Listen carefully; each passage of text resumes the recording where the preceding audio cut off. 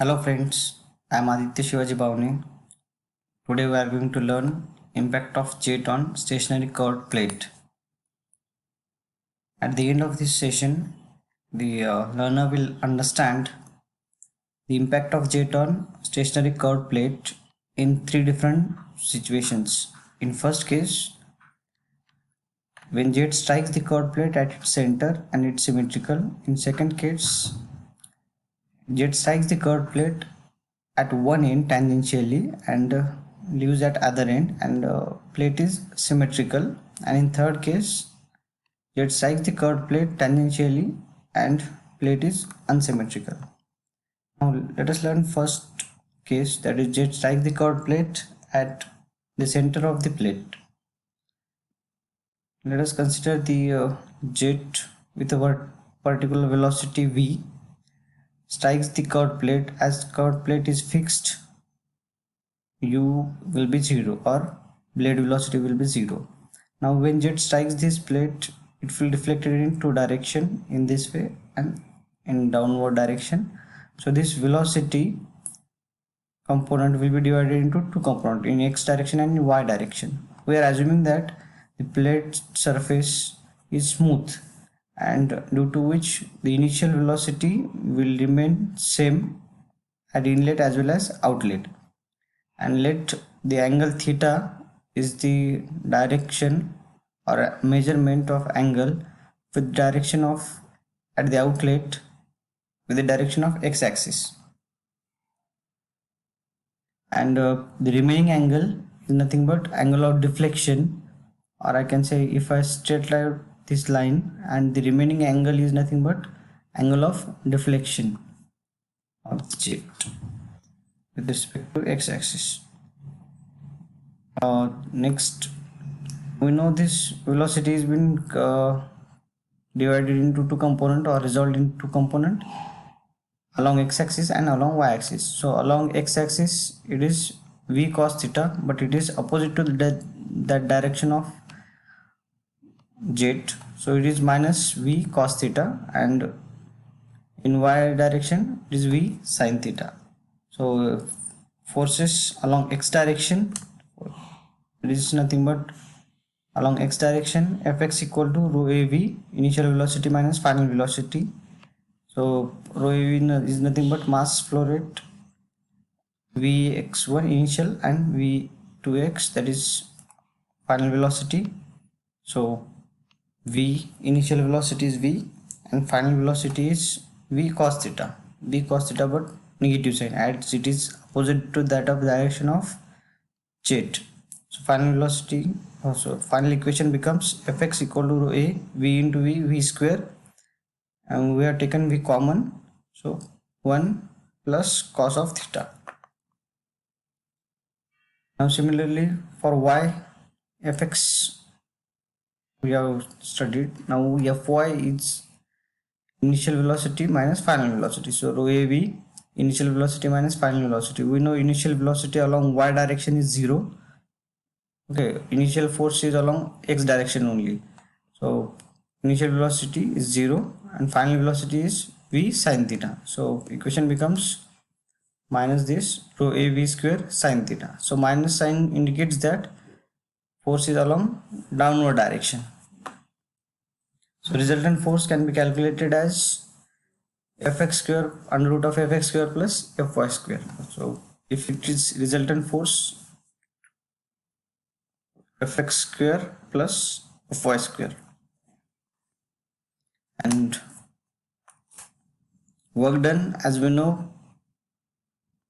plate is stationary, so work done equal to 0, so fx into u, as u is 0, so efficiency will be 0, work done is 0.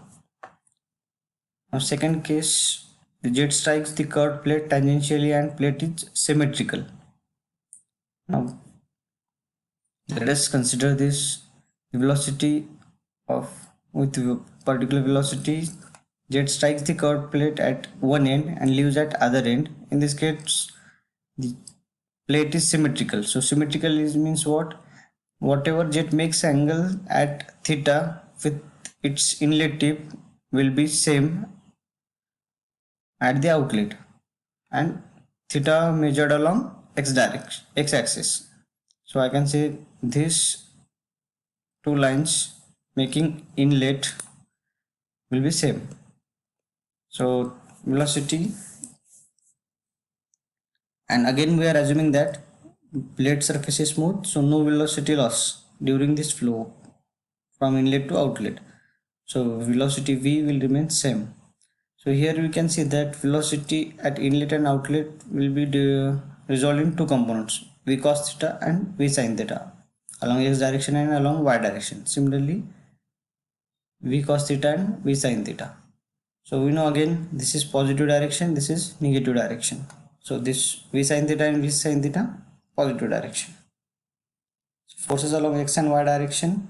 So Fx equal to mass flow rate into initial velocity minus final velocity. So rho av v1x minus v2x. I can say rho av v cos theta minus of v cos theta. So initial velocity along x direction and initial velocity along x direction, but it is negative.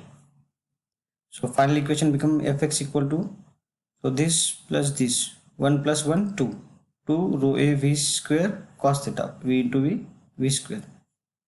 Similarly for y direction, Fy equal to rho a v initial velocity minus final velocity. So initial velocity v sin theta and final velocity v sin theta. So equation becomes 0 since v sin theta and v sin theta will becomes 0. 1 plus 1, 1 minus 1 is 0. So resultant force equal to under root of Fx square plus Fy square. As plate is stationary, work done is 0 and efficiency is also 0. In third case, jet strikes the curved plate tangentially and plate is symmetrical. Now in this case, plate is unsymmetrical. So whenever jet strikes the curved plate at one end and leaves at other end, the blade velocity, jet velocity makes an angle with plate at different measure. So initially we are assuming that inlet theta and outlet phi angle. So theta is nothing but angle made by the jet at inlet and at outlet phi. So components are resolved in v cos theta and v sin theta. Here v cos phi and v sin phi. So along x direction and y direction we have seen.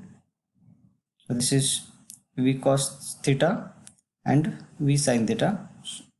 v2 at outlet, v cos phi and v sin phi.